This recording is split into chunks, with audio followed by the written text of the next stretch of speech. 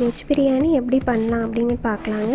நான் தேவையான இன்க்ரீடியன்ட்ஸ் எல்லாத்தையும் கட் பண்ணி ரெடியாக வச்சுருக்கேன். இன்றைக்கி வெஜ் பிரியாணி நம்ம குக்கரில் வந்து விசில் விட போகிறது கிடையாது. ஜஸ்ட்டு வந்து ஒரு பேனில் லிட்டை க்ளோஸ் பண்ணி பண்ண போகிறேங்க. எப்படி பண்ணலாங்க நம்ம பார்க்கலாம்.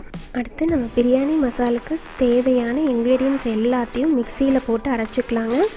என்னென்ன தேவைங்கிறத நான் கீழே டிஸ்கிரிப்ஷனில் கொடுத்துருக்கேங்க.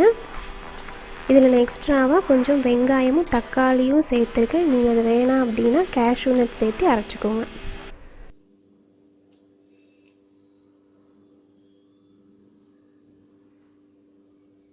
பிரியாணி மசாலா அரைச்சி ரெடியாக வச்சதுக்கப்புறம் ஒரு பேனில் இப்போ கொஞ்சம் கீயும் ஆயிலும் சேர்த்துக்கிறேங்க. சேர்த்துட்டு தாளிக்கிறதுக்கு தேவையான எல்லாத்தையும் போட்டு ஒரு கொஞ்ச நேரம் பொரிய விட்டுறேங்க.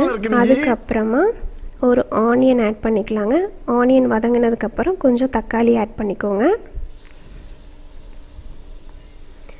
தக்காளி கொஞ்சம் வெந்ததுக்கப்புறம் நம்ம வந்து தேவையான வெஜிடபிள்ஸ் எல்லாத்தையும் ஆட் பண்ணிக்கலாங்க. ஆட் பண்ணி அதையும் கொஞ்சம் வேக வச்சுக்கலாங்க. இப்போ தக்காளி நல்லா வெந்துருச்சுங்க. வெந்ததுக்கப்புறம் இப்போ நம்ம வெஜிடபிள்ஸ் எல்லாத்தையும் ஆட் பண்ணிக்கலாம். கேரட்டு, பீன்ஸு, பொட்டேட்டோ, கொஞ்சம் காலிஃப்ளவர் ஆட் பண்ணியிருக்கேன். அது வேகிறதுக்காக கொஞ்சம் கர்ட் சேர்த்துக்கிறேங்க. இப்போ பார்த்தீங்கன்னா நான் ஒரு 5 மினிட்ஸ் வந்து தண்ணி ஊற்றி அதை வந்து வேக வச்சுக்கிறேங்க. வெந்ததுக்கு அப்புறமா நான் அரைச்சி விட்ட பிரியாணி மசாலா பேஸ்ட்டை வந்து ஆட் பண்ணியிருக்கிறேன். ஆட் பண்ணி அதையும் நல்லா வதக்கிக்கலாங்க. வதக்கி ஒரு 5 மினிட்ஸ் ஆனதுக்கு அப்புறமேட்டு நம்ம அதில் கொஞ்சம் தண்ணி ஆட் பண்ணிக்கலாம். ஸோ நான் இன்றைக்கி வந்து 3 கிளாஸ் தண்ணி எடுத்துக்கேங்க. 1 கப் ரைஸுக்கு 3 கிளாஸ் தண்ணி ஊற்றிருக்கேன். அது கூட கொஞ்சம் தேவையான சால்ட்டையும் ஆட் பண்ணிக்கிறோங்க.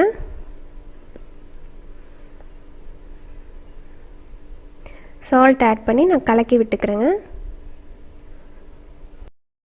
தண்ணி கொதித்ததுக்கப்புறம் நம்ம ஊற வச்ச பாஸ்மதி ரைஸை ஆட் பண்ண போகிறேங்க.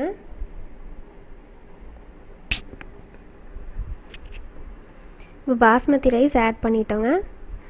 ஆட் பண்ணதுக்கப்புறம் ஒரு லிட்டு போட்டு நான் க்ளோஸ் பண்ணி வச்சுருக்கேங்க.